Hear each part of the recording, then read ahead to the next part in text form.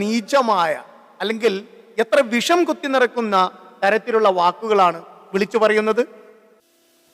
ദീപാവലിക്കും ഹോളിക്കും current നൽകിയില്ല, മറിച്ച് റമദാൻ മാസത്തിൽ 24 മണിക്കൂറും കരണ്ടുകൾ നൽകി എന്നാണ് പറയുന്നത്.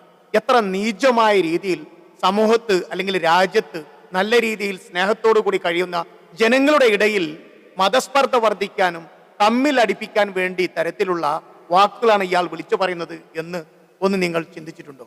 ഈ വാക്കുകൾ ഒന്ന് നിങ്ങൾ കേട്ടു നോക്കൂ. होली दीपावली के दिन बिजली नहीं आती थी, रमजान में 24 घंटा बिजली आ जाती थी। अब होली दीपावली के दिन 24 घंटा बिजली देने का काम भारतीय जनता पार्टी की सरकार. കേട്ടില്ലേ, ഒരു രാജ്യത്തിന്റെ ആഭ്യന്തര മന്ത്രിയാണ് ഇത്തരത്തിൽ വിഷം ചീറ്റുന്ന രീതിയിൽ പ്രസംഗിക്കുന്നത്.